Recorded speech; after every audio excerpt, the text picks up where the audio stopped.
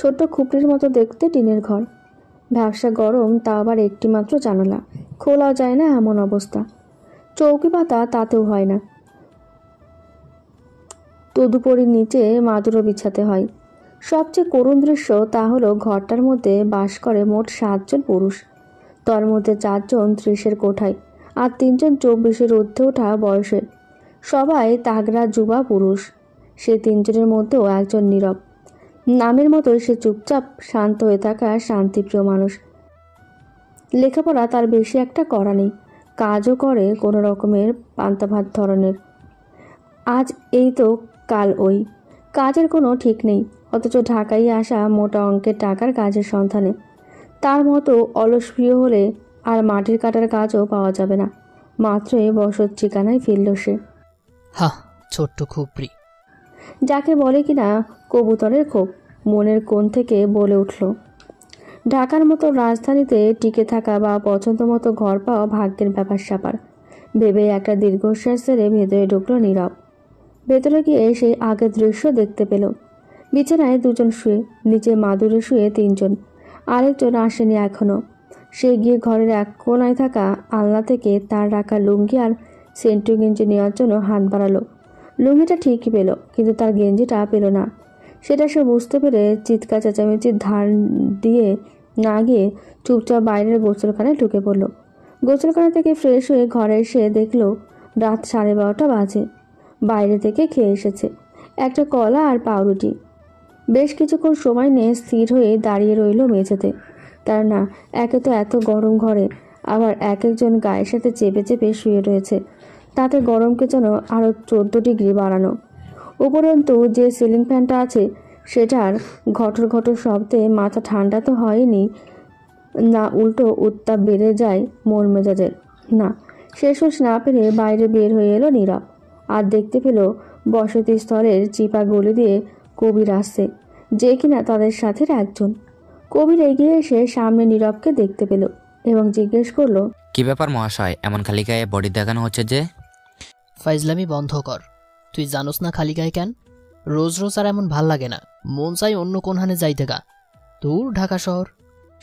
কি আর করবি বল, একে তো তারা আমাদের রুমমেট, সাথে আবার বয়সের দিক দিয়েও বড়। তারা যদি আমাদের কিছু ব্যবহার করে আমরা তো আর তাদের মুখের উপর কিছু বলতে পারবো না, তাই চুপ থাকাটাই বেটার অপশন। তাই বলে কি বারবার? মাত্রই কয়েকদিন হলো 2টা গেঞ্জি একটা লুঙ্গি নিছিল, এখন আবারও। কার ভাল লাগে এমন নিত্য নতুন যন্ত্রণা? আচ্ছা তুই বল, কি করবি এখন তুই? গ্রামে বাবা মা ছাড়া বৃদ্ধ বিবাহযোগ্য বোন, তারা কার আশায় পথ চেয়ে আছে? তোর, তাই না? তুই যদি এতটুকুর কারণে মাথা গরম করস তাহলে কিভাবে হবে? ঢাকার মতো শহরে কিন্তু টিকে থাকতে অনেক কষ্ট, আর একবার টিকতে পারলে তার জন্য এই কথাটা প্রযোজ্য, ঢাকায় টাকা ওড়ে। ভাল লাগতেছে না রে দোস্ত, মনটারে একটু শান্ত করতে চাই। তুই যা, ঘরে যা। কবির বুঝতে পারল কিছু একটা হয়েছে, যার দরুন নীরবের মনটা বেশ অশান্ত হয়ে আছে। থাক, পরে ঠান্ডা মাথায় জিজ্ঞেস করা যাবে। তাই নিঃসন্দেহে সে ঘরে চলে গেল। ভোরে সকাল হয় স্নিগ্ধতার স্বরূপ, শান্তির প্রতিরূপ। কিন্তু না, ঢাকা শহর হয় হট্টগোল বৃতৃষ্ণাময়, যেখানে বাস করা প্রতিটি জিনিস হয় যান্ত্রিকের মতো। এখানে গ্রামের মতো সজীবতার চিত্র হয় বিরল, সহজে তা দেখা মেলে না। যার যার কাজে সকাল হতে না হতে বেরিয়ে গেছে। শুধু নীরবকে বসে থাকতে দেখে কবির এগিয়ে গেল তার সামনে। কবির এতক্ষণ কাজে যাওয়ার জন্য রেডি হচ্ছিল। কি হয়েছে, এমন মূর্তির মতো বসে রয়েছিস কে? কামে যাবি না? কাম নাই, হেললে কেমন বইয়া রইছি। কয়দিন আগে না তোর একটা কাম জোগাড় করে দিছি, এর মধ্যে কামটা খাইয়ে ফেললি? তোর লইয়া কি যে কর্ম বুঝি না বাপু, দিন দিন বাদেম্যা হয়ে যাইতেছস। নীরবের কোনো হেলদম নেই, সে নির্বিকার নিশ্চিন্ত। এমনটা যে প্রায়ই হয় তার সাথে। মন মতো কোনো কাজ না পেলে সে এমনই করে। শোন, আপাতত আমার হাতে কোনো কাজ নাই, তাই এখন ধরে কোনো কাজ জোগাড় করে দিতে পারুম না। তবুও নীরব চুপচাপ হয়ে আছে। তা দেখে কবি তার কাজে চলে গেল। ভালো লাগে না এসব দৃশ্য দেখতে তার। নীরবকে তো বুঝতে হবে টাকা ছাড়া দুনিয়া অচল। উপরন্তু কর্মজীবনই তো ছেলেদের জন্য, সেখানে বর্তমানে মেয়েরাও পিছিয়ে নেই। অথচ সেদিক দিয়ে ছেলে হয়ে তার কোনো কাজই করছে না। হ্যাঁ, নীরবের এখানে সবার চেয়ে কবিরের সাথে সখ্যতা বেশি। দুজন দুজনের জন্য যথেষ্ট করে, কিন্তু সবার করার মধ্যে একটা সীমাবদ্ধতা থাকেই। রাতে কবির যখন ফিরে দেখলো নীরব ঘরে নেই, অগত্যা সে ফ্রেশ হয়ে বাইরে গেল সিগারেট খাওয়ার জন্য। গলির মোড়ে দোকান, সবাই এখান থেকে যা প্রয়োজন কিনে থাকে। সেখানে গিয়ে দেখলো নীরবও সিগারেটের জন্য এসেছে এবং কিনে ধরিয়েও ফেলেছে। তার পোশাক আশাক দেখে বোঝা যাচ্ছে কোথাও থেকে সে মাত্র ফিরল। কবির এগিয়ে গিয়ে একটা সিগারেট কিনতে লাগলো। এদিকে তাকে দেখে নীরব কিছু বলল না। দুজনেই বসতির গলির ভিতরে চুপচাপ হেঁটে যেতে লাগলো। কেউ কিছু বলছে না দেখে শেষে না পেরে কবিরই বলল, কিরে, ঘরে আইয়া দেখলাম তুই নাই, কই গেছিলি? কাম খুঁজতে। কইলাম তো আমি খুঁজে দিই মনে, আপাতত তুই একটু সময় দে। সময় তো হইব না রে, মায় বারবার ফোন দিতাছে, টাকা পাঠানোর কথা কইতাছে। আবার নিজেরই একবেলা খাওনের টাকা নাই, তাগো কই থেকে টাকা দিমু? তাই বাইর হইছি, দেখি কোনো কাম পাইনি, কিন্তু না, পাই নাই। দীর্ঘশ্বাস বের হয়ে এলো কথাগুলো। তা দেখে বড্ড মায়া হলো কবিরের। শ্যামলা বর্ণের গায়ের রঙের ছেলেটাকে দেখে যে কারণে মায়া হবে। তার মুখে যেন মায়ে ভরা, হয়তো করুণ করুণ দুঃখ সুরের ঢেউ খেলে যায় ওই মুখশ্রবিতে। যে কারণেই মন খুব সহজেই কেড়ে নিতে পারার ক্ষমতা আছে। শরীর হ্যাংলা পাতলা গরনের নয়, মোটামুটি স্বাস্থ্যের। দুজনেই ঘরে গেলে সিগারেট খাওয়া শেষ করে। এর মধ্যে কবিরের মোবাইলে ফোন আসলো বাড়ি থেকে। তার মা বাড়িতে যেতে তার বোনের বিয়ে ঠিক করেছে। সে যেন বাড়িতে চলে আসে সপ্তাহখানেকের মধ্যে। আসবে বলে ফোন রেখে নীরবকে খুবই আনন্দের সাথে খবরটা দিল। আনন্দ ভাগাভাগি করা বলে আর কি, কিন্তু নীরব সে তার নামের মতোই বরাবর নির্বিকার, আনন্দহীন। মন ভালো করার উদ্দেশ্য সান্ত্বনার সাথে কবির তার উদ্দেশ্য বলে, মন খারাপ করিস না দোস্ত, কাজ মিলে যাবে। তো বললাম, এখন তুইও আমার সাথে গ্রামে যাওয়ার প্রস্তুতি নে। এখানে কয়েকদিন থেকে মনটা ফ্রেশ হয়ে নিবি, তারপর এখানে এসে কাজে মন দিতে পারবি। এত টেনশন কি টিকানো যায়? কবিরের কথাটা নীরবের পছন্দ হলো। সেও মনে মনে ভাবল বিষয়টা এবং তার কাছে সঠিকই মনে হলো। এখানে থেকে মনটা তো বিষিয়ে উঠেছে। তার চেয়ে ভালো কিছুদিন কবিরের বাড়িতে ঘুরে মন ভালো করা যাবে। সাথে আছে বিয়ে বাড়ি হিসেবে ফ্রিতে খাবার দাবারের ব্যবস্থা। এখানে একা থেকে সে না কাজ জোগাড় করতে পারবে আর না খাবারের খরচ, আবার আছে ঘাড়ে ঘর ভাড়া।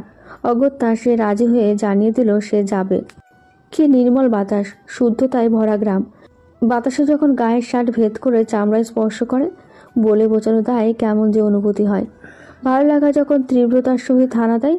অথচ শহরাঞ্চল অবস্থা তা আর বলার বাকি রাখে না।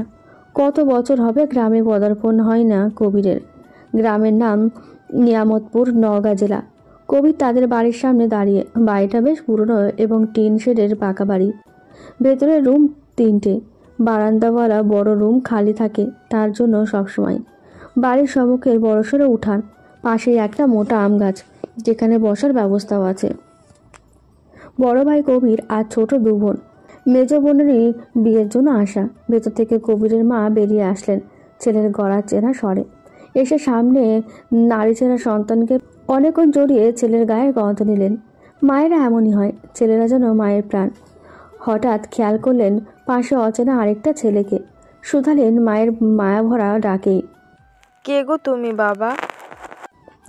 তার প্রশ্নের পরিপ্রেক্ষিতে নীরব উত্তর শূন্য, কেননা সে এখানেই এই প্রথম এসেছে। এমনতর আচমকা প্রশ্নের পরিপ্রেক্ষিতে জবাব আসছে না তার মুখে। অগত্যা কবিরই পরিচয় করিয়ে দিল। তারপর বাড়ির অন্তরে প্রবেশ করতে করতে কবির তার বাবার কথা জিজ্ঞেস করলো। তখন কবিরের মা রেবেকা বেগম জানালেন কবিরের বাবা বাড়িতে নেই, বিয়ের সদাইপাতি কিনতে হাটে গেছেন। এতদূর জার্নি করে কোনো রকমে ফ্রেশ হয়ে এলো তারা অ্যাটাচ বাথরুম হতে। আরেকটা আছে রান্নাঘরের পাশে বাকিদের জন্য। সেই সকালের এক ঘুমে পুরো বিকেলে গিয়ে ঠেকল। দুপুরের খাবারটাও দুজনের খাওয়া হয়নি। রেবেকা বেগম অবশ্য 1-8বার ডেকে গিয়েছিলেন। বিকেলে নাস্তা খাওয়ার সময় আবার পরিচয় হলো কবিরের বাবা আলিশুর মিয়ার সাথে। অমায়িক ব্যবহার তাদের, এই জন্য বোধ হয় কবিরও একই ব্যক্তিত্বের পরোপকারী, পরহিত সাধক। সামনে শুক্রবার বিয়ে, আর বাকি আছে 2 দিন। হাতে হাতে কাজ করলে আগেভাগেই কাজ শেষ হয়ে যাবে। তাদেরকে কাজ বুঝিয়ে দিলেন আনিসুর মিয়া। যেহেতু গ্রামে নতুন এসেছে নীরব, তাই তাকে দেওয়া হলো বাড়ির ভেতরের কাজ, আর বাইরের যত কাজ সব করবে কবির। বলা বাহুল্য এতক্ষণে এলো এই বাড়িতে, অথচ কবিরের একজনও বোনের সাথে দেখা হলো না। কাল থেকে কাজ নামবে বিধায় আজকের সময়টুকু বাইরে ঘুরে ফিরে গ্রামটাকে দেখে কাটাতে চাইল নীরব। এখানে শহরের মতো এত হট্টগোল নেই, দোকানপাট বেশি একটা নেই কাছাকাছি। একটু দূর বাজারে যেতে হয়, যেটা গ্রামেরই ছোট্ট একটা বাজার। সেখানে পৌঁছে দোকানের কাছে এসে কবির দুটো সিগারেট কিনল। অতঃপর দুজনে বাজার থেকে দূরে গিয়ে দাঁড়িয়ে মনের সুখে সিগারেট টানলো। সাথে কিছু কথোপকথনও হলো। দূরে দাঁড়িয়ে সিগারেট খাওয়ার কারণ ছিল আনিসুর মিয়া। বাজারে কখন না কখন এসে ছেলেকে এভাবে সিগারেট টানতে দেখে ফেললেন, সেই ভয়ে কাজ করছিল কবিরের মনে। হালকা পাতলা বাজারের আশপাশটা দেখে দুজনেই বাড়ি ফিরে এলো। বাড়ির উঠানে দাঁড়াতেই দেখতে পেল পরিবারের সবাই বাইরে, কারণ লোডশেডিং, বিদ্যুৎ নেই। গ্রাম অঞ্চলে এমন প্রায়ই দেখা যায়। বাইরে দেখা যাচ্ছে কবিরের বাবা মাকে, সাথে একটি মেয়ে, কবিরের বোন হয়তো। ঘরের ভেতর থেকে আরেকটি মেয়ে বেরিয়ে এলো। মুখের সামনে হারিকেনের টিমটিমে আলোতে নীরবের চক্ষু শীতল হলো মেয়েটার অপরূপ সৌন্দর্যের সুথা পানে। ইস, কি রূপবতী! সম্ভবত এটাও কবিরের বোন, মনে মনে ভাবল নীরব। তাড়াতাড়ি চোখ সরিয়ে নিল। হারিকেনের আলোতে মেয়েটাকে কোনো আবেদনময়ী মনে হচ্ছে। গায়ের রং কাঁচা হলুদ, মুখাবয়বের গঠন মায়াময়, যা তার শরীরে শিহরণ জাগায়। এটা ঠিক না দেখে তার চোখ সরিয়ে নেওয়া, কিন্তু তা আর হলো কোথায়? শরীরের কোনো অঙ্গের সাথে জোর করলেও কি মনের সাথে জোর করা যায়? সে তো চলে নিজের মতো করে, তাই তো না চাইতেও চোখ চলে যাচ্ছে নিষিদ্ধ জিনিসের ওপর। এটাই একটা রোগ, আমাদের নিষিদ্ধ জিনিসের প্রতি আগ্রহ বেশি থাকে। সেটা নীরবের ক্ষেত্রেও ঘটেছে। কিন্তু নিষিদ্ধ জিনিস যে জীবনে কখনো কল্যাণ বয়ে আনে না, তা কেবলই ধ্বংস করতে জানে। যেটা থেকে নীরব ছিল বেখেয়ালি, বেখবর, অজানা। সারা তার নীরবের ঘুম হলো না। সুন্দরী ললনার অলোক সৌন্দর্যের দৃশ্য কল্পনা করতে করতে বিছানায় এপাশ ওপাশ করে সকাল হলো। সকালে উঠে সব কিছু মাথা থেকে ঝেড়ে সে বিয়ের কাজে নেমে পড়ল। যেহেতু বাড়ির ভেতরের কাজে সেহেতু এই সুযোগ কাজে লাগিয়ে প্রায়ই চেষ্টা করে মেয়েটিকে দেখার জন্য। ও, মেয়েটির নাম তো রাতেই শুনল সে, কবিরের ছোট বোন কবিতা। আহা, কি সুন্দর নাম, কবিতা, চেহারার মতোই সুন্দর। তবে সমস্যা হলো মেয়েটিকে দেখাই যায় না। বিয়েবাড়ি বিধায় আশেপাশের সহ কবিরদের আত্মীয়রাও ভিড় করেছে।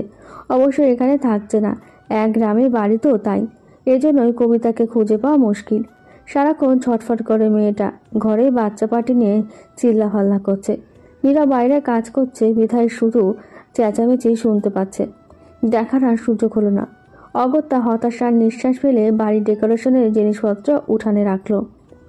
দুপুরের দিকে খাওয়ার সময় ছোট ডাইনিং টেবিলে কবিতা খেতে বসলো। সকলেই ব্যস্ত, খাওয়ার সময়ই পায় না। সেজন্য রেবেকা বেগম নীরবকে এখনই বসে পড়তে বললেন, না হলে দেখা যাবে পরে আর সে খাওয়ার সময় পাবে না। নীরব এই সুযোগ হাতে পেয়ে যেন চাঁদ হাতে পাওয়ার মতো আনন্দিত হলো। তবে সেটা কেবল মনে মনে রাখলো, উৎসাহটা বাইরে দেখালো না। খাওয়ার সময় কবিতার সাথে একটু কথা বলার জন্য উসকুস করতে লাগলো। ডালের বাটিটা কবিতার দিকে, সেটা চাওয়ার জন্য বলে উঠল, কবিতা, ডালের বাটিটা একটু এদিকে দাও তো। নিঃশব্দে কবিতা সেটা তার সামনে বসে থাকা নীরবের দিকে ঠেলে দিল। কোনো শব্দে উচ্চারণ করল না। তার আশেপাশে যেন কোনো প্রাণীর অস্তিত্বই নেই এমন ভাব। অথচ এই মেয়ে বাচ্চাদের সাথে মিশে বাড়ি তুলে ফেলেছিল কিছুক্ষণ আগে। অতঃপর খাবার শেষে চলে গেল সেই নীরবতা পালন করে। পুরোটাই বেশ নিখুঁতভাবে খেয়াল করে দেখল নীরব। মেয়েটার হাঁটার তালটাও নিখুঁত বিধায় তার মনে ঝড় তুলে যায়। দুপুরের খাবার শেষে একটু ভাত কমের জন্য বিছানায় শুয়েছিল। ধপ করে বিছানায় কারো শুয়ে পড়ার শব্দে সচকিত হয়ে উঠল। আরে বেটা, এমনি সই কেউ?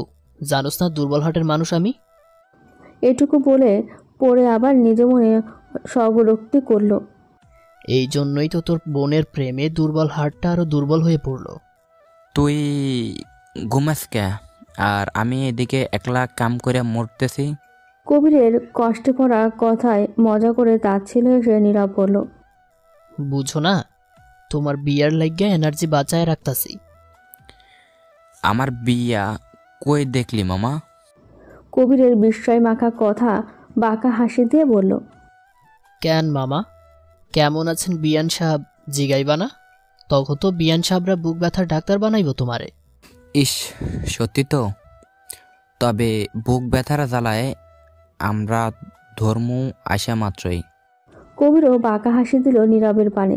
তবে নীরবের মন তখন বলছিল, অন্যদেরটা ধারানোর আমার প্রয়োজন নেই, তোর বোনের মনের তৃষ্ণা যেন আমি হই। কিরে ভাই, তোর ছোট বোনটা এমন কে? হ্যাঁ, ভ্রু কুঁচকে এলো কবিরের কথাটা শুনে। কবিতার কথা বলছে নীরব, সেটা ভালোভাবেই বুঝেছে সে। তবে কারণটা কি এমন বলার? আর এমন বলতে কি বোঝালো সে? প্রশ্নটা করেই ফেলল। এমন বলতে কেমন? কি করছে ও? আরে অস্থির হইস না, ওর কাছে কিছু চাইলে চুপচাপ হাতে ধরায় দিয়া চইলা যায়। ও কোনো শব্দ করে না, অবাক লাগে, মনে হয় কোনো বোবা মানুষ। ও একটু অমনেই, অচেনা মানুষ, তার উপরে ছেলে মানুষ, দেখলে তো আরো চুপ হয়ে যায়। এমনে আপন পরিস্থিতি হয়ে গেলে কথা তখন তুবড়ি চুটে। হাসতে হাসতে কথাগুলো বলল কবির। সায় জানিয়ে নীরব বলল, তবে দিতি আবার অবন না, বিয়ের কোণে হয়েও কি সুন্দর কথা বলেছে আমার সাথে, ভাইয়া ভাইয়া বলে ডেকেছে। তা ঠিক, দিতি আবার বেশ চটপটে। আমার বাবা মা লেখাপড়ার দিক দিয়ে কিন্তু উৎসাহী টাইপের জিনিস। গ্রামের মানুষ যেমন লেখাপড়া হেলার ফেলে দেবেন তেমন না। আবার আমাকে ইন্টার পর্যন্ত পড়ালেন, আরও চেষ্টা করেছেন পড়াতে, কিন্তু দুটা বোনকে তো মানুষ করতে হবে। মেজোটাকে ইন্টার শেষ করার পরেই বিয়ের ফিরিতে বসালেন, কারণ গ্রামীণ পরিবেশে মানুষরা মেয়েদের বেশি পড়ায় না। তাই যা পড়িয়েছেন তাই যথেষ্ট তার জন্য, বাকিটা শ্বশুর বাড়িতে গিয়ে। কথাগুলো বলতে বলতে কবিরের চোখে জলের রেখা প্রদর্শিত হলো। বোনেরা যে ভাইদের স্নেহের একাংশ, কেননা বাবার পরে ভাইদের ভালোবাসার ভাগিদার তারা হয়। নীরব কথা ঘোরাতে বলল, তা তোর এই ছোট্ট অহংকারী বোন কোন ক্লাসে পড়ে রে? এই, তুই কিন্তু আবার কবিতার পেছনে লাগতে যাস না, রাখলে কিন্তু ঠিক থাকে না। দেখতে এমন চুপচাপ হলে কি হবে? রাগের জন্য আমরা কেউ তার ধারের কাছে যেতে পারি না। এমনিতে শেষ হবে, মাত্র এসএসসি দিল আর 16 পড়ল। নীরব সব শুনে মনে মনে ভাবল, মেয়েটি তার অনেক ছোট, অথচ দেখো ভাব ধরে এমন যেন সে ভার্সিটি লেভেলের ছাত্রী। হ্যাঁ, আকাশের মাঝে যখন সাদা তুলোর মেঘ উড়ে যাচ্ছিল, কিংবা লাল ও হলুদ রঙে মিশ্রিত রংতুলির আকায় সূর্যের আলোটা সন্ধ্যের ঘনিয়ে আসা কারণে ম্লান হচ্ছিল, তখন উঠানে কবিতার পদধূলি পড়ে উঠানের মাটির বুকে শুভ্র মুখশ্রীতে আনন্দে ঢেউ খেলানো হাসির ছটা। তার বান্ধবীরা বাড়ির ভেতরে তখন কবিতার নাম নিয়ে ঢুকছিল। সেই শব্দ শুনেই কবিতা বাইরে বেরিয়ে আসে। বিয়েকে উপলক্ষে তাদের আগমন। উঠানে দাঁড়িয়েই কবিতা তার বান্ধবীদের সাথে হাসি ঠাট্টায় মশগুল। তখনই অর্ণকেও তার হাস্যরসাত্মক মুখচ্ছবি মনের ক্যামেরা দিয়ে বন্দি করতে ব্যস্ত, আর মনে মনে স্বীকারোক্তি দিতে, যেমন তার নাম মুখশ্রী তেমনই সুশ্রী হাসির ছটা হৃদয়ে কাঁপন তুলিতে বাধ্য। হঠাৎই কবিতার এক বান্ধবীর নজর পড়ল তখন নীরবের ওপর। ওভাবে ড্যাব ডেবিয়ে তাকিয়ে থাকতে দেখে কবিতাকে উদ্দেশ্য করে জিজ্ঞেস করলো মেয়েটি, ছেলেটি কে রে কবিতা? কার কথা বলছিস? কবিতা প্রকোচকে জিজ্ঞেস করলো বান্ধবীকে। ফের আশেপাশে তাকিয়ে দেখলো নীরবের বিষয়ে জিজ্ঞেস করছে। ততক্ষণে নীরব নিজের কাজে মনোযোগে ব্যস্ত, ভয়ে তার বুক দুরু দুরু করছে। বান্ধব মেয়েগুলো তাকে কবিতার দিকে তাকিয়ে থাকতে দেখে ফেলল। ভাইয়ের বন্ধু, নাম মনে হয় নীরব, ভাইয়া তো এটাই বলল। শালি, বাড়ির ভিতরে এত হ্যান্ডসাম পোলা থাকতে তুই এখনো সিঙ্গেল? আমার এই নীরব রাতের সাথে প্রেম করতে মন চাইছে রে বই। সহসা বান্ধবীর গদগদ কণ্ঠে বলা কথাটা শুনে কবিতা মনে মনে বলল, ইস, কি নাম, নীরব রাত। তাই সেও তার উদ্দেশ্যে মজা করে বলল, দেখিস সেন আবার তোর জন্য নীরব রাতের কান্না হয়ে দাঁড়ায়। কবিতার মুখের কথা শুনে তাদের মাঝে আবার উচ্চস্বরে হাসির রোল পড়ল। কিন্তু সে কি জানতো তার বলা কথাটি তারই ওপর ফেলবে? রাতের আধারের একটা আলো আছে, আর সেটা হলো অন্ধকার। সবাই মনে করে অন্ধকার আবার কিসের আলো? অন্ধকারের আধারই তার আলো। যাই হোক, এই নিকষ অন্ধকারের গায়ে চাঁদের আলো মাখাচ্ছে কবিতা। উঠানের আম গাছের দিকটায় সে বসে আছে আপন খেয়ালে। বান্ধবীরা এশার আজান দেওয়ার পরই চলে যায়। নীরব বারান্দায় এসে দাঁড়ায় তখন। সেখান থেকে আবার আম গাছের জায়গাটা ভালো দেখা যায়। কবিতাকে আম গাছের নিচে বাঁশের তৈরি বেঞ্চে বসে থাকতে দেখে ভাবল, এটাই উত্তম সময় কবিতার সাথে কিছু কথা বলার, সময় কাটানোর। রুম থেকে বের হয়ে যাওয়ার সময় দেখলো কবিতার নাক ডেকে ঘুমাচ্ছে। বেচারার ওপর অনেক চাপ পড়েছে। আলগোছে বাইরে বেরিয়ে আনমনে হয়ে থাকা কবিতাকে শুধালো। আনমনা ছোট্ট মেয়ে কি ভাবছে? কারো কথায় ঝুঁকে থাকা মস্তক উঠিয়ে সমুখপানে তাকাতেই নীরবকে নীল টি শার্টে গায়ে জড়ানো দেখতে পেল। প্রত্যুত্তর করল রোশানলে ভরা তেজস্ক্রিয় গলার স্বরে। কি ছোট মেয়ে? কবিতার রাগার কথা জানে, কবিরই তো বলেছিল, তাই বলে এত অল্পেতে? ক্রোধান্বিতা কবিতার চোখে চোখ রেখে বলল, কেন? আমার সামনে কি অনিন্দ সুন্দরী ললনা ছলনা করা পেতনি নাকি? কত বড় সাহস! আপনি আমাকে পেতনি বললেন? তার মানে স্বীকার যাও যে তুমি নিজেকে অনিন্দ সুন্দরী মনে করো? আহামরি সুন্দর তো নই। আহ, সত্যি নাকি মেয়ে? আপনার মুখেই তো স্বীকারোক্তি দিলেন। আর চোখে তাকিয়ে কবিতা বলল, অথচ মাথা নিচু করে স্মিত মিষ্টি এসে নীরব বলল, পেতনিও বলেছে কিন্তু। উফ, আবার সেই কথা? যাও, বললাম না কিছু আর। বেশ কিছু সময় আকাশের দিকে তাকিয়ে পার করলো কবিতা আর নীরব। পার করলো তার সামনে বসা চাঁদের দিকে তাকিয়ে। মেয়েটা এইভাবে চুপচাপ বসে কি দেখছে আকাশে? তার কি নিয়ে এমন মন খারাপ? আচ্ছা, একটা প্রশ্ন করি। কবিতা বিরক্ত বোধ করলো এবার। এতক্ষণ তাহলে ব্যাটা কি করলো? মনের কথা মনেই দাবিয়ে রাখলো। মাথা নেড়ে সায় জানালে নীরব শুধালো, তোমার কি মন খারাপ? এমনটা ভাবার কারণ? বেশ চুপচাপ মনমরা দেখাচ্ছে হঠাৎ। ফের চুপ হয়ে গিয়ে আনমনা দেখালো কবিতাকে, যেটা ক্রমশই উদ্গ্রীব করে তুলছে নীরবকে জানার জন্য কারণটা। দ্বিতীয়াপুর জন্য। স্বস্তির নিঃশ্বাস ফেল ছেলেটা। কি না কি ভেবে রেখেছিল সে। ভেবেছিল হয়তো কবিতার প্রেমী পুরুষ রয়েছে, তাই কোনো দ্বন্দ্ব নিয়ে মেয়েটার মন খারাপ। অথচ বিষয়টা অন্য কিছুই। বৃহস্পতিবার আজ উঠানে গায়ে হলুদের ব্যবস্থা করে ডিজাইন করা রঙিন কাপড়ে শামিয়ানা টাঙানো। সেটার ভেতরে চেয়ার টেবিলের ব্যবস্থা করা, স্টেজ তৈরি বরকনের বসার জন্য। সেই স্টেজে লেখা জলজলে হয়ে আজ দিদির গায়ে হলুদ। আকাশে সন্ধ্যায় অবতারণার যখন ভাব শুরু, তখন থেকে মানুষজনের আগমন। আর আশেপাশের বাড়ির বাচ্চাপাটি তো সেই বিকেল থেকেই ঘুরঘুর করেছে প্যান্ডেলের সামনে।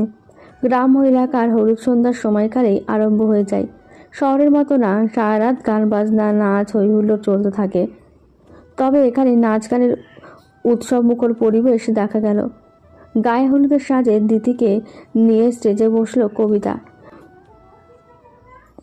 মেয়েটার গায়ের কাঁচা হলুদ রঙে বাসন্তী রঙের শাড়িটি যেন মিলেমিশে একাকার, অন্যরকমই রূপ ধারণ করেছে।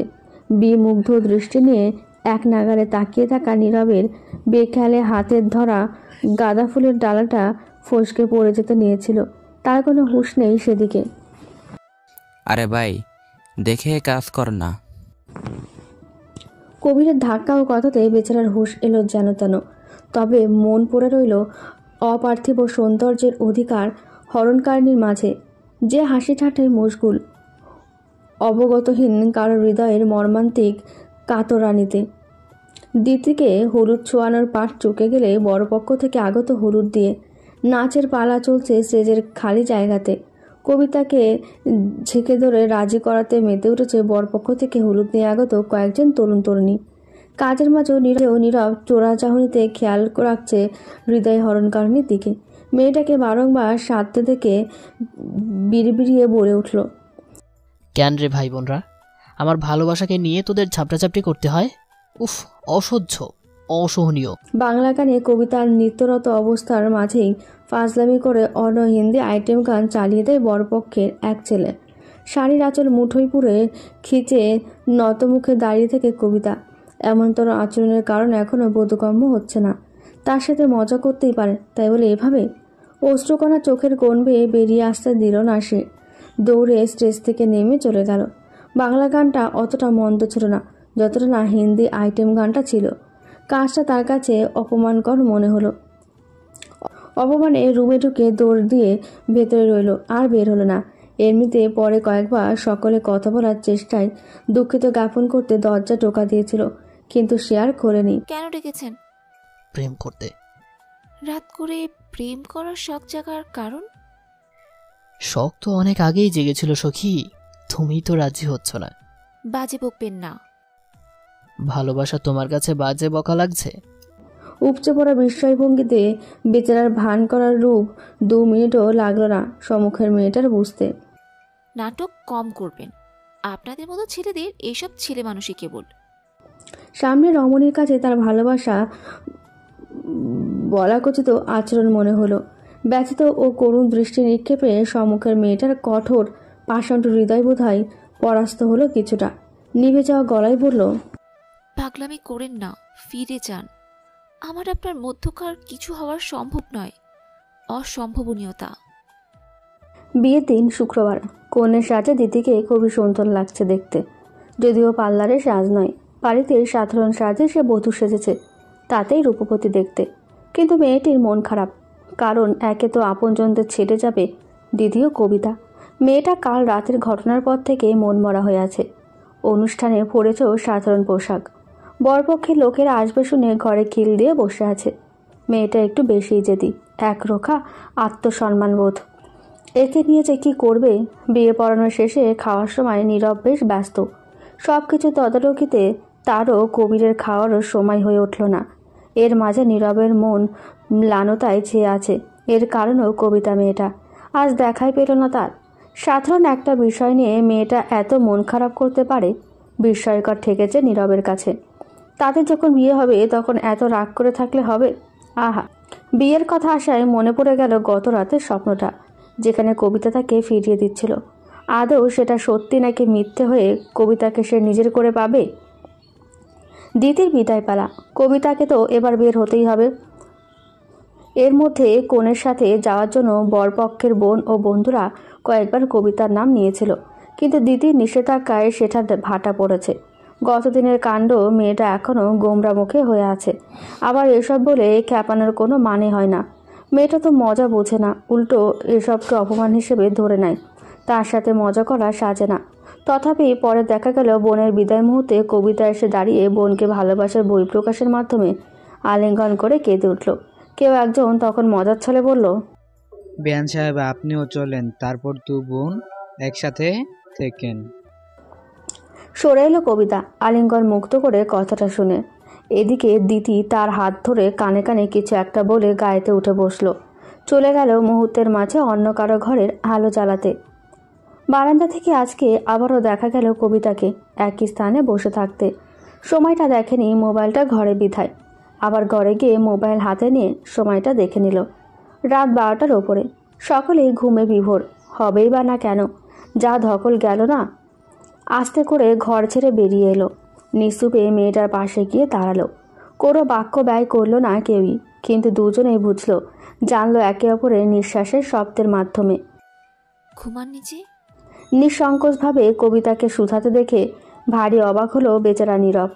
আগ বাড়িয়ে কথা বলার ক্ষেত্রে মেয়েটা যে বড্ড কৃপণ, সাথে একটু লাজুকতাও। নীরবকে থম ধরে দাঁড়িয়ে থাকতে দেখে মুখ তুলে তাকায় নীরবের দিকে কবিতা। নীরবের মোহনীয় চাহনি দেখে একটুও ভরকায় না। সে বোঝে সেই চাহনির মানে, চোখ ফিরিয়ে নেয়, উত্তরের আর অপেক্ষা করে না।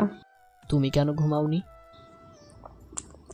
প্রশ্নের পরিপ্রেক্ষিতে প্রশ্ন করায় বিরক্তবোধ কাজ করার কথা মেয়েটার, অথচ মেয়েটা নির্বিকার, নিঃস্বতার নিমিত্তে অদূরে ফিরে তাকিয়ে রয়েছে। নীরব বোঝে না মেয়েটার হঠাৎ হঠাৎ করা অমন উদাসীন রূপের কারণ। গতকালের কাহিনীর রেশ এখনো পর্যন্ত ধরে রাখার কোনো মানে হয়?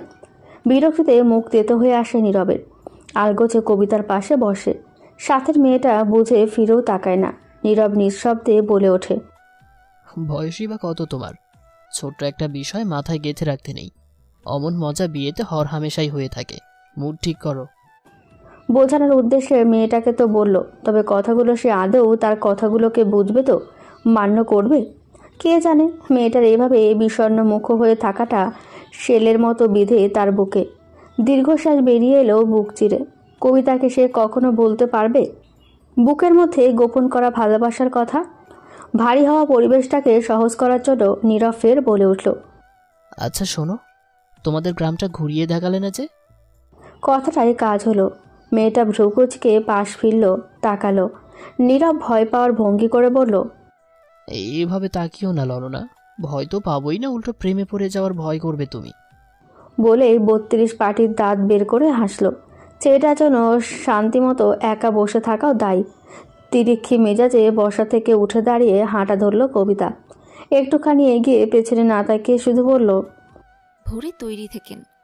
চলে গেল। তবে রেখে গেল সীমাহীন বিশ্বাসবিষ্ট আনন্দিত মূর্তিমান নীরবকে। ভোরে বললেও একটু দেরি হয়ে গেল উঠতে নীরবের। গত কয়েকদিনের কাজে ধকলটা বোধ করি বেচারা রাতে ভীষণভাবে টের পেয়েছে। সারা শরীর ব্যথায় টনটন অবস্থা। তবুও দ্রুততার সহিত হাত পা চালিয়ে ফ্রেশ হয়ে নিল। কেউ যে তার অপেক্ষায়। কি শীতল পানি! ঠান্ডা বাতাসে পানিতে ঢেউয়ের এক সুন্দর তরঙ্গের সৃষ্টি হচ্ছে। মন ছুঁয়ে যাওয়া। গ্রাম্য অঞ্চলের এমন বৈরী দৃশ্য শহরে মেলে না। নীরব আর কবিতা বাড়ির মাটির রাস্তা ধরে বেশ কিছু দূরে অবস্থানরত পুকুরের পাড়ে এসেছে। পাকা করে দেওয়া সিঁড়ির একদম নিচেরটাতে বসে পা ভিজিয়ে দিল কবিতা। ওপর থেকে নীরব দৃশ্যটি দেখে থমকে গেল একেবারে। বুকের ভেতর ভয়ঙ্কর ঢিপ ঢিপ আওয়াজ হচ্ছে। নিষিদ্ধ কিছু জিনিস মস্তিষ্কে কুটকুট করছে। দ্রুত চোখ ফিরিয়ে নিল, কিন্তু বেশিক্ষণ হলো না, আবারও চোখটা সেদিকেই ফিরল। এদিকে নীরবের উপস্থিতি টের না পেয়ে ঘুরে তাকালো কবিতা। পেছনে নীরবে অন্যরকম চাহনি দিয়ে থাকতে দেখে সোজা হয়ে বসল। নীরব মেয়েটার ফিরে তাকানোতে তখন ঢোক গিলল। ভাবল এখানে আর থাকা যাবে না, তাই হড়বড়িয়ে কবিতাকে উঠে আসার কথা বলল। বাকিটা সময় এদিক সেদিক করে ঘোরার মধ্যে আর মন টিকল না, তাই কেউ আর কোনো কথা না বলে তাড়াতাড়ি বাড়ি ফিরল। সময় হয়েছে কর্মে ফিরে যাওয়ার। 5 দিন বিয়ে উপলক্ষে থেকে গেলেও আজ ঢাকা ফিরে যেতে হবে। বিদায় মুহূর্তের সময়টা উপলব্ধি করতেই নীরবের বুকটা হাঁসফাঁস করতে লাগলো। নিজের অনুভূতিগুলো স্থির মানুষটার কাছে ব্যক্ত করার সুযোগ বা সময় কোনোটি হয়ে উঠল না। একমাত্র মেয়েটার জন্যই তার নিজের স্বকীয় সত্তার পরিবর্তন হয়েছে এখানে। চুপচাপ শান্ত থাকা ধীর স্থির নীরবের মাঝে সঞ্চার হয়েছে উচ্ছ্বাসতা, স্ফুরিত হয়েছে উল্লাসতা। অথচ সব কিছুই এখন আগের অবস্থানে ফিরে যাবে। মনটা তো পড়ে রইবে এখানে, সেটা তো আর সাথে যাবে না। শূন্য ঘর, শূন্য মন, তার উপর কষ্টকর জীবন। উদাসীন ভঙ্গি নিয়ে তাকিয়ে ঢাকা শহরের যান চলাচল, মানুষের ভিড় দেখছে নীরব। 4 দিন হলো কবিরের গ্রামের বাড়ি থেকে এসেছে। কাজের জোগাড় এখনও হয়ে ওঠেনি, খোঁজ চলছে। কবিরটাও গ্রাম থেকে আসার পর কেমন জানি পাল্টে গেছে। হয়তো ভালোবাসা নামক শব্দটা তাকে পাল্টে দিতে বাধ্য করেছে, ঠিক যেমন করে নীরবকে পাল্টে দিয়েছে। রাতের অনেকে গভীর পর্যন্ত ছেলেটাকে ফোনে কথা বলতে দেখতে পায় নীরব। আর সে রাত জাগা নিয়ে নিশাচর হয়ে কল্পনাতে ডুবতায়। মধ্যকার উচ্ছ্বাসতা, দীপ্ততা, সেসব যেন অবাস্তবতা ছিল কাল্পনিক। রোজ রাতে গুমড়ে মরে। তবে হাতে থাকা বাটন ফোনে কবিতার হলুদ সন্ধেও জলজল করা একটা ছবি অগোচরে তুলে নিয়ে এসেছিল। সেটা দিয়ে আপাতত তৃষ্ণা মেটায় সে। গ্রাম থেকে আসার মাসের মাঝামাঝি সময়টাতে ফোন আসে অচেনা নম্বর থেকে। তখন নীরব কাজে ব্যস্ত, ভাড়ায় অটো চালায়। চলন্ত গাড়িতে তো রিসিভ করা সম্ভব না, তাই প্যাসেঞ্জার নামিয়ে ফোন হাতে নিয়েই দেখতে পায় অচেনা নম্বর। ভাবে একবার মাত্র কল দিয়েছে, হয়তো ভুল নম্বরে, তাই দ্বিতীয়বার আর দেয়নি। সেজন্য নীরব ওকেও ব্যাক করলো না। এখন হিসেব করে চলতে হয় তাকে খুব। আগে কাজ ছিল না, তখন ছিল সে বেহিসাবি, আর এখন কাজের সময় হিসেব নিকেশ করে চলে।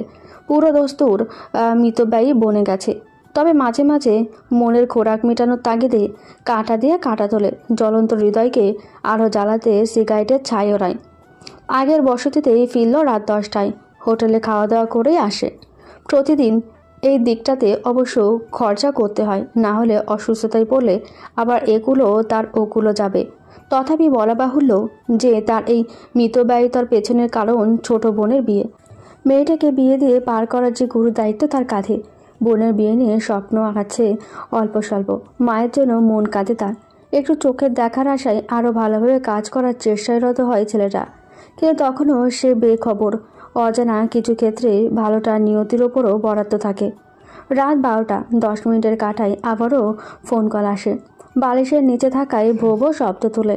সারাদিনের কর্মের ধকলে রাত হলে সকলে একটু শান্তির ঘুম চাই, বিধায় ফোন সে সাইলেন্ট করে রাখে। ইদানিং তারও ক্লান্ত দেহে একটু ঘুমের আশা করে বলে রাত জাগানিয়া নিশাচর আর হয়ে ওঠে না তার। তপ্ত প্রখর রোদে তাড়নায় চিবুক ছুঁয়ে ঘামের ফোঁটার আনাগোনা। পানির বোতল ভরে সাথেই রাখে সবসময় সে, তবে সেটাও এখন খালি। আশেপাশে দেখে অটো থামালো নীরব। আপাতত খালি অটো। প্যাসেঞ্জার নামিয়ে দিয়েছে, মোড় থেকে আবারও যাত্রী উঠাতে হবে, যারা লাইন ধরে দাঁড়িয়ে থাকে অটোর জন্য। পানি ভর্তি বোতল মুখ ঠেকিয়ে যাওয়ার সময় আবারও শার্টের পকেটে ফোনটা নিঃশব্দে জানান দিল কারো কল আসার। হাতে নিয়ে রিসিভ করে কানে দিয়ে বলল, হ্যালো। ও পাশের নীরবতা ছাড়া কোনো শব্দই কানে এলো না, এমনকি নিঃশ্বাসের শব্দ। ফের বলে উঠল, হ্যালো, কে বলতেছেন? এবার দীর্ঘশ্বাসের শব্দ শুনতে পেল ও পাশ থেকে। তবুও বুঝতে না পারার কারণে তপ্ত রৌদ্রের উত্তাপে উত্তপ্ত মেজাজে গম গম আওয়াজে বলল, ধুর, ফোন দেওয়ান মারস, কথা কস না কে? ফোন দিয়ে তুই ডিস্টার্ব করান মারিতেছুস কেন? টাকা বেশি হয়ে গেছে গা। বস্তুত রিক্সাচালক জাতিদের সংস্পর্শে এসে মুখের ভাষার অবনতি ঘটেছে তার। এমনিও ছিমছাম ছিল, তবে অপ্রকাশ্যে। তবে ফোনের ওপাশের ব্যক্তি এবার মুখ খুলল, বিস্ময়াহত তার কণ্ঠ। আপনার মুখের ভাষা, ছি। নীরব যেন সাংঘাতিক বিষম খেল।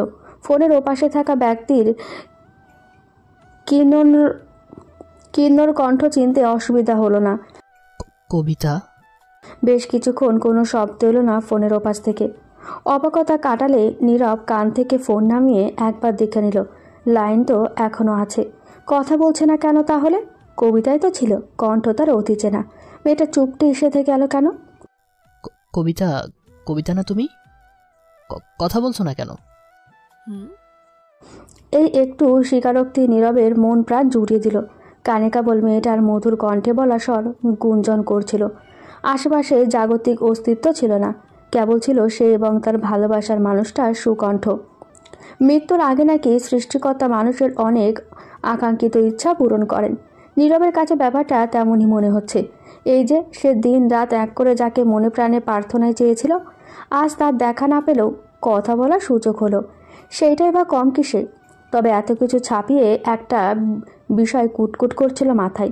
মেয়েটা তার নম্বর কোথায় পেল? কল কেন দিল? আশ্চর্যান্বিত ছিল সে তখনকার সময়টাতে। রিং হচ্ছে ওপাশে, কল ধরবে ক্ষণকালে কেটে দিয়েছে মেয়েটা।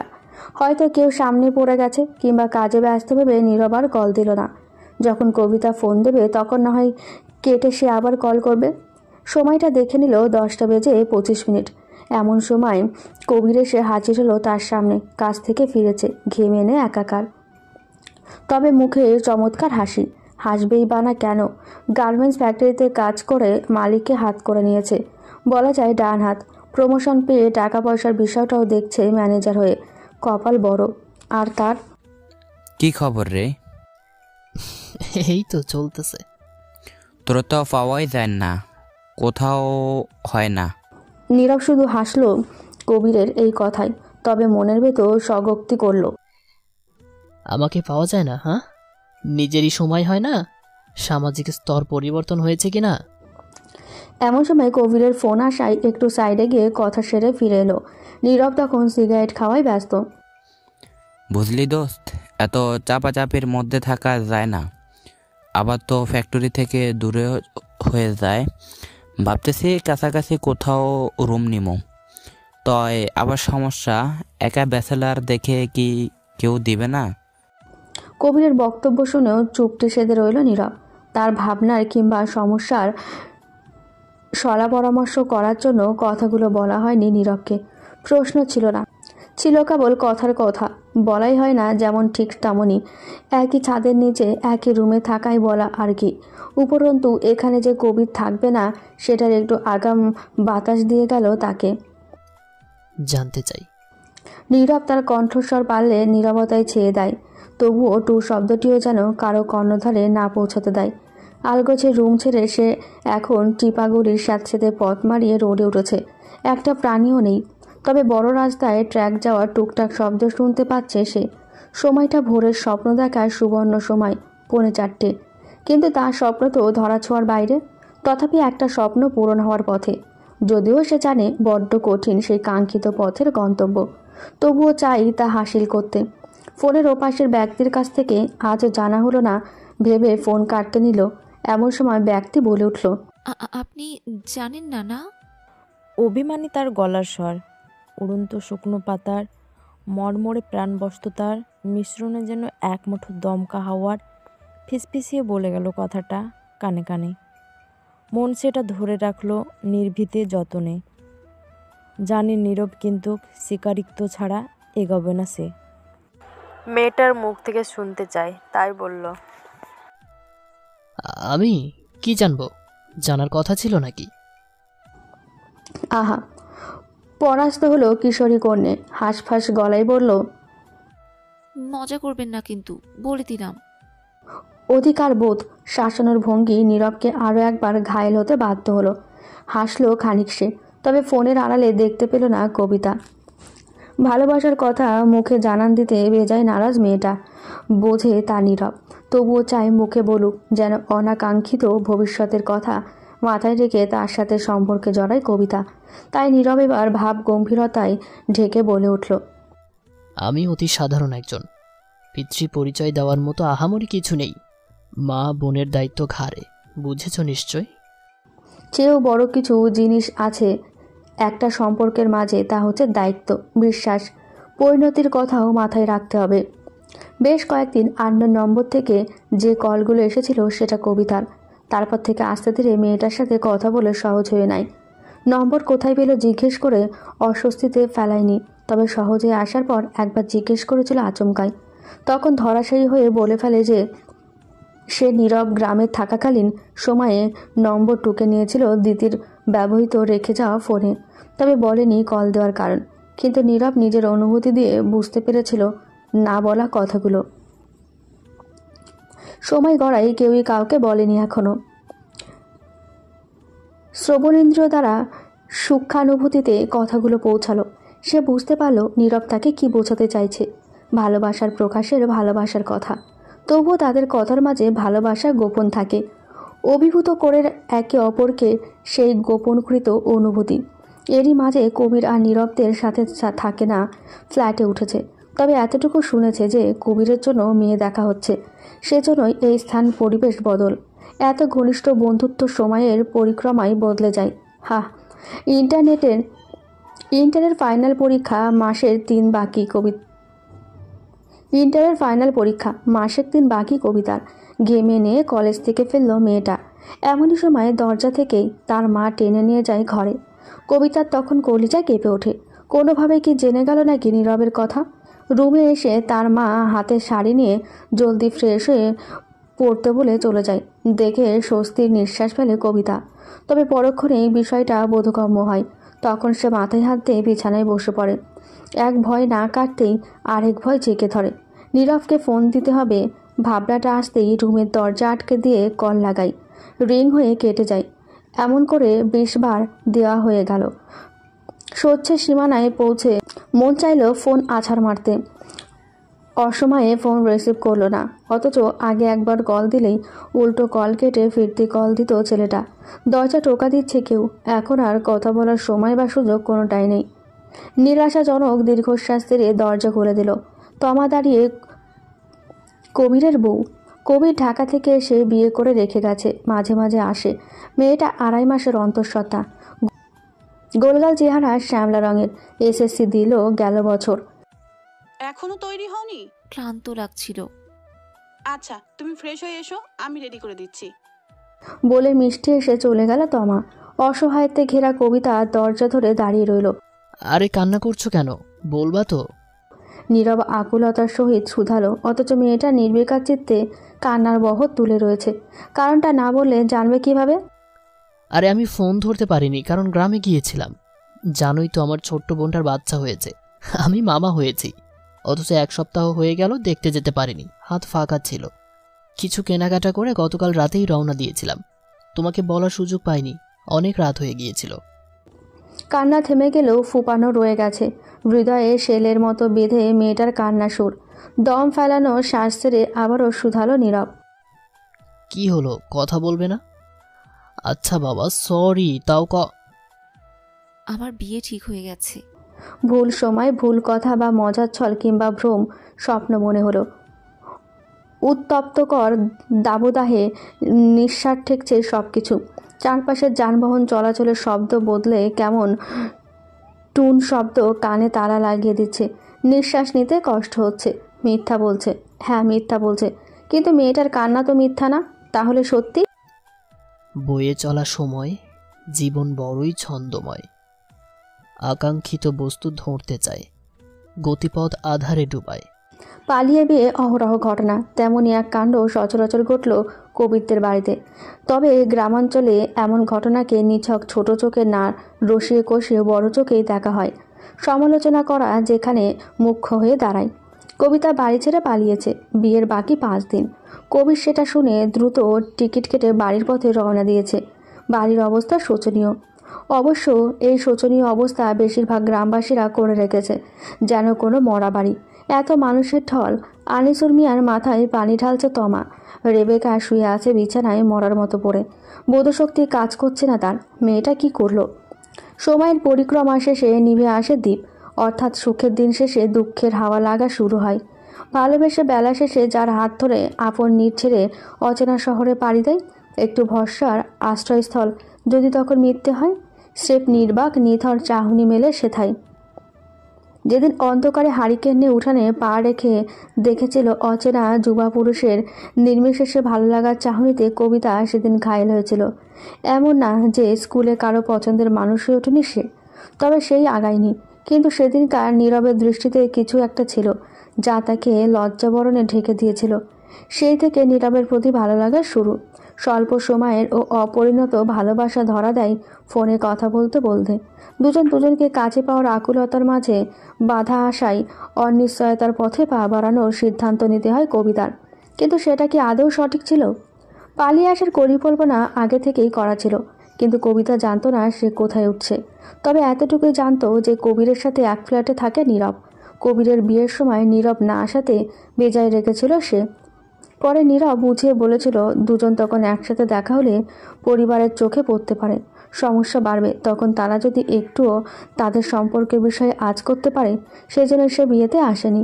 এক ফ্ল্যাটে থাকে বিধায় কবিতাকে নিয়ে তো আর সেখানে উঠতে পারবে না, তাই সে আলাদা ফ্ল্যাট নেবে বলে জানিয়েছিল। কাজের বিষয়ে বলেছিল কবিরের মতো গার্মেন্টস ফ্যাক্টরির ম্যানেজার সে, অথচ সময় গড়ালে দেখলো সবই মিথ্যে কাজের আবরণে ঢাকা। ফ্ল্যাটটা দূরে থাক, তাদের এখন থাকতে হচ্ছে লম্বা সারি সারি একচালার বসতিস্থলে, যৌথ রান্নাঘর, টয়লেট ও গোসলখানা। এইসব থেকে এতটাই হতভম্ব মনে গিয়েছিল কবিতা যে গলা উঁচিয়ে প্রশ্ন করার বিষয়টাই মাথায় আসেনি। বিলাসিতার এমন দৃশ্য দেখে জীবনের চরম সবক পেয়েছিল। ফিরে যাওয়ার পথ খোলা ছিল না, কারণ সেই মুখই কবিতা রাখেনি। কবিতা যে রেগে তা বেশ বুঝতে সক্ষম নীরব। তবুও নীরব শান্ত, চুপচাপ থেকে নীরবতা পালন করছে। এখন একটু উচ্চবাক্য ব্যাপারটা বিগড়াতে সময় নেবে না। রয়েছে যা বলার বলতে হবে। হ্যাঁ, একটু মিথ্যার আশ্রয় নিয়েছে, তাতে কি হয়েছে? ভালোবাসাকে পেতে কাঙ্ক্ষিত মানুষটাকে নিয়ে কে না চায় ঘর বাঁধতে? সেও করেছে, তাই বলে অমন গুমট ভাব ধরে রইবে? মেয়েটাও তো তাকে ভালোবাসে, এমন না যে ভালোবাসে না। জোর করে তুলে নিয়ে আনা হয়েছে তাকে। থাকুক কিছুক্ষণ ওভাবে পড়ে। এসব ভেবে বাইরে বেরিয়ে যায় রাতের খাবার আনতে। অচেনা ও ভিন্ন শহরে একা কি করবে কবিতা? রাগ করে কথা না বলে বসে থাকলেও তো চলবে না। যেহেতু ভালোবেসেছে, সেহেতু মানুষটা তার যেমনই হোক না, তাকে মেনে নিয়ে সংসার করতে হবে, এছাড়া কোনো উপায় নেই। রাতে খাবার নিয়ে এলে স্বাভাবিক আচরণ করার চেষ্টা করে কবিতা। নীরবও মেয়েটার চেষ্টার বিষয়টা বুঝতে পারে, তাই সেও পরিবেশ স্বাভাবিক রেখে কোনো প্রকার কষ্টান্বিত কথা তোলে না। ঘরটাতে কেবল বিছানা পাতা, চৌকি ও নতুন কেনা বোঝাই যায় হাঁড়ি, পাতিল, প্লেট ও গ্লাস। হৃদয় নিংড়ানো আটকে থাকা হতাশা মিশ্রিত দীর্ঘশ্বাস ছেড়ে শুয়ে পড়ে বিছানাতে। দু প্রান্তে দুজন মানুষ, জেগে অথচ একসময় একে অপরকে কতই না ভালোবাসত। ভালোবাসতো? আদৌ তা ভালোবাসা ছিল তো, নাকি খানিকের মোহ কাজ করেছে সেখানে? স্বাভাবিকের চেষ্টায় সফলতার আজ মাসেক টিন পড়েছে। রান্না করার জন্য সাপ্লাই গ্যাস থাকলেও পাওয়া যায় না সময় মতো। যেই না লম্বা লাইন, তাই মাটির চুলো তৈরি করে দিয়েছে কবিতা। সেটাতেই রান্না করছে নিজের ঘরের দোরগোড়ায়। নীরব বাসায় নেই, কাজ খুঁজছে 15-20 দিন যাবৎ, অথচ কোনো কাজই তার মন মতো গছে না। এতে 2 দিন পর পর ঝগড়া বাঁধে কবিতার সাথে। যেদিন শুনেছে কোনো গার্মেন্টস ফ্যাক্টরি নয়, অটো চালানোর কাজ করে নীরব, সেদিন মেয়েটা চুপ থাকতে পারেনি, চিৎকার চেঁচামেচি শুরু করে দিয়েছিল। বাঁধ ভেঙে গিয়েছিল ধৈর্যের। সে তুলকালামে নীরব হিতাহিত জ্ঞানশূন্য হয়ে হাত উঠায় সেই প্রথম। কবিতা বিমূর বনে গিয়েছিল, চোখের পানি শূন্য হয়ে রক্তচাপায় পরিণত এক মূর্তি যেন। শুধু জড়িয়ে যাওয়া কণ্ঠে এতটুকুই বলেছিল, বাবা মাকে ধোকা দিয়ে দুদিনের ভালোবাসার জন্য এত বছরের ভালোবাসা ফেলে আসার পরিণাম পাচ্ছি। ক্লান্ত শ্রান্ত দেহে হেলে দুলে কাঠের দরজা টেলে প্রবেশ করে নীরব। 2 দিন ধরে গমের বস্তা টানার কাজ করেছে, কোনো সময় দুপুরে বা বিকেল সন্ধ্যাতে, আবার রাতেও ফিরে বাড়িতে। তেমনই আজ বাড়িতে ফিরতে রাত হয়ে গেল। বাইরের পোশাক ছেড়ে একটা লুঙ্গি নিয়ে গোসলখানায় ঢুকলো। রাতের বেলা খালি পাওয়া যায়, দিনের বেলাতেও সিরিয়াল লেগে থাকে। গোসল করে ফিরে কবিতার কাছে রাতের খাবার চাইলো, অথচ মেয়েটা কোনো রাগ করলো না। সারাদিন কাজকর্ম করে মেজাজ তুঙ্গে থাকে, এখন রাতের সময়টুকুতেও মেয়েটার নিঃস্বপদ মন মেজাজ খিচড়ে দিচ্ছে। তবুও ধৈর্য ধরে ফ্লোরে থাকা হাঁড়ি পাতিলের ঢাকনা খুলে দেখলো রান্না করার কোনো চিহ্নই নেই। রাগ তত্তরিয়ে মাথায় চড়ে বসলো। আসার পর থেকে কবিতাকে নিশ্চল হয়ে শুয়ে থাকতে দেখেছে সে। একটু আগ বাড়িয়ে খাওয়ার কথা জিজ্ঞেস করলো না মেয়েটা। উপরন্তু কবিতাও যে না খেয়ে বুঝতে পারল। কোনো কথা না বলে বাইরে বেরিয়ে গেল সে। খাবার হাতে ফিরে আসার সময় পাশের ঘর থেকে নীলুফার নামের মহিলা বের হয়ে এসে কপাল কুঁচকে নীরবকে ডাক দিয়ে বললেন, তোমার বউ আউসকা দুপুরবেলা মাথা ঘুইরা পইরা গেছিল গা। আমরা মাথায় পানি টানি ডাইলা ঘরে নিয়ে দিয়ে আইছি। বয়স এক্কেরে অল্প, হুক না শৈল, খাউন দাউন করে না নাকি ঠিক মতো, দেখা রাখো না কেন? নীলুফার উত্তরের আশায় না থেকে যেভাবে এসেছিলেন সেভাবেই চলে গেলেন। নীরব আলগোছে নিজেদের ঘরে ঢুকে দরজা লাগিয়ে কবিতাকে ডাকলো খাবার খাওয়ার জন্য। পাশেই হোটেল আছে, সেখান থেকেই পরোটা আর ডাল ভাজি এনেছে গরম গরম। মেয়েটা এবারও উঠল না, অগত্যা পরাস্ত হয়ে নিজেই খেয়ে নিল একা একা। সুতির শাড়ি পরা কবিতার গায়ে আলতো হাতের স্পর্শে কাছে আসার আহ্বান জানায় নীরব তাকে।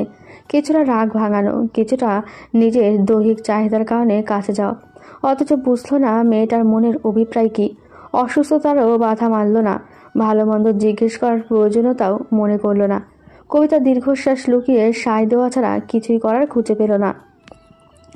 প্রথম দিকে মাঝে মধ্যে ভালো না লাগলে বাধা দেওয়ার চেষ্টা করলেই জোর করত, তাই এখন আর জোর করে ব্যথিত হওয়ার চেয়ে সয়ে নেওয়া ছাড়া উপায় নেই।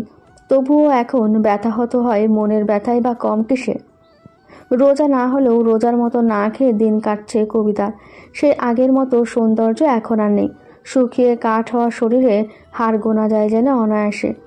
অন্তরঙ্গতার মুহূর্তে তো ফট করে নীরবের মুখ দিয়ে বেরি হয়ে গিয়েছিল, শৈল ধরলে খালি হাড্ডি আর হাড্ডি।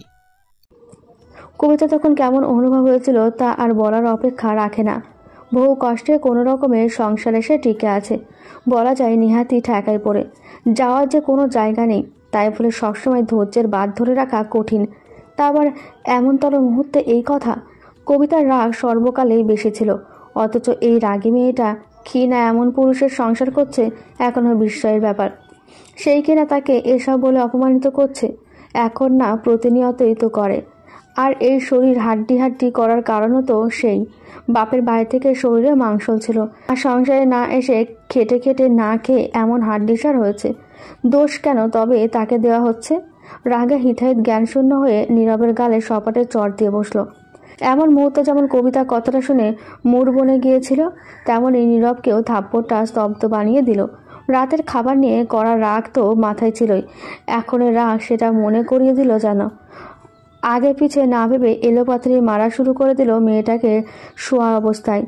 গলা দিয়ে চিৎকার দেওয়ার মতো শক্তিও অবশিষ্ট নেই, তবে মারের সাথে নীরবের গালমন্দই সেটার ব্যবস্থা করে দিল। বিদায় পাশের ঘরের মানুষটা জেগে গেল মধ্যরাতে নীরবের ভয়াল গর্জনে। আরে নিরইবা দরজা খোল, মাইয়াডারে মাইরা লাইছো না, দরজা খোল। কাঠের দরজা ধাক্কাতে ধাক্কাতে বলছে নীলুফার ও তার স্বামী। পেছনে অবশ্য আরও লোকজন আছে বাড়ির। মারের শেষে শরীর ক্লান্ত হয়ে এলেই ছাড়ে কবিতাকে। মেয়েটার মুখ দিয়ে লালা পড়ছে, এতই খারাপ অবস্থা, সাথে বিছানারও। ঘরের দরজা খুলে বেরিয়ে যায় নীরব। নীলুফার নিজের স্বামীকে ছেলেটার পেছনে যেতে বলে কবিতাদের ঘরে ঢুকে যায়। এ বাড়ির দেখাশোনা বাড়িওয়ালা তার হাতেই দিয়েছেন, তাই বর্তমানে বাড়ির কর্তৃত্ব তারই। বয়সও কম নয়, 50-এর কাছাকাছি। এগিয়ে গিয়ে বিধ্বস্ত বানে জর্জরিত উন্মোচিত দেহের কবিতার গায়ে শাড়ি জড়িয়ে দিলেন, পানি পান করিয়ে বিছানায় শুইয়ে দিলেন। কবিতার বিষয়ে জানেন তিনি। মেয়েটার শরীরের কালশিটে দাগের দিকে তাকিয়ে তার বুকটা হু হু করে উঠল। কোন বাপ মার সন্তান কই এসে পড়ে রই মার খেয়ে। ভালোবেসে যার হাত ধরলো, ঘর ছাড়লো, হাসি পৃথিবী ছাড়াতে উঠে পড়ে লেগেছে। সেটাই কপাল, সাথে পিতামাতার অভিশাপও নিহিত। সারা তার নীরব ঘরে ফিরল না। ভোরের দিকে কবিতার পাশ থেকে উঠে বসলেন নীলুফার। রাত ভোর মেয়েটা শিওরের কাছে বসেছিলেন, গা কাঁপিয়ে জ্বর এসেছিল। এখন হাত দিয়ে দেখলেন তাপ আগের তুলনায় অল্পের দিকে, তবু 100 ডিগ্রি তো হবেই না। ফেটে চাপ পড়ছে, বসে থাকা যাচ্ছে না, টয়লেটে যাওয়াই লাগবে। দরজা ফিচিয়ে বাইরে চলে গেলেন প্রাকৃতিক কাজ সারতে। ফিরে এসে দেখলেন দরজা ভেতর থেকে আটকানো। কপালে ভাঁজ পড়ল। ঘুমের ঘোরে হলেও মনে আছে দরজা বাইরে দিয়ে লাগিয়ে দিয়ে গিয়েছিলেন। এরই মধ্যে ভেতর থেকে দরজা আটকে গেল কি করে? নিজের মনে খানিক ভেবে উপায় না পেয়ে পাশের আরও লোকজন ডেকে জড়ো করতে লাগলেন। নীরব এলো সাথে নীলুফারদের রুম থেকে বেরিয়ে। সকলে মিলে দরজা ভেঙে যায়। দেখলো পাশে ধপ করে পড়ে যাওয়ার আওয়াজ হলো শুধু। পরিশিষ্ট জেলখানায় নীরব বসে আছে ঘোর অন্ধকার নীরবতার মাঝে, আর ভাবছে একটা মিথ্যার জন্য আজ তার ভালোবাসা কেমন বিলীন হয়ে গেল। একটা মিথ্যে কি না তো হ্যাকের অধিক নিহিত সেখানে। শুধুই কি তাই? রাগে অন্ধ হয়ে বন্ধ ঘরে মেয়েটাকে কিভাবে মারল সেটাও এখন চোখে ভাসে। সে তো নীলুফারের চিৎকারে ঘরের দরজা ভেঙে ভেতরে গিয়ে দেখে কবিতার শরীর ফ্যানের সাথে ঝুলছে। তা দেখে স্তব্ধ হয়ে নিচে ধপ করে পড়ে। তারপর হুঁশ আসলে চিৎকার করে ওঠে, কিন্তু এখন তার হাজারো চিৎকারে কবিতা উঠবে না। সে যে বড্ড রাগী মেয়ে। কবি তো বলেছিল মেয়েটাকে না রাগাতে, কিন্তু সে কি করলো? মেয়েটাকে রাগিয়ে দিল। তার সাথে রাগ করে তাকে একা ফেলে চলে গেল। উচিত হয়নি, দোষ সব তার। ভালোবাসাকে মৃত্যুর মুখে সেই তো ঠেলে দিয়েছে। মেয়েটাকে সে বোধহয় ভালোবাসতে পারেনি। না হলে এত রাগে মেয়েটার সংযমের সাথে করা সংসারের বাঁধ অসুরের শক্তিতে সে কেন ভেঙে দিল? আজ জেলখানায় পুরনো কথা মনে করে আবারও চিৎকার দিয়ে উঠল নীরব। সেদিন নির্যাতনের কারণে কবিতার আত্মহত্যার দায় মনে করে তাকে পুলিশে ধরিয়ে দেয় সকলে। পুলিশও মেয়েটার শরীরে মারের দাগ শনাক্ত করে নীরবকে হাতকড়া পরায়।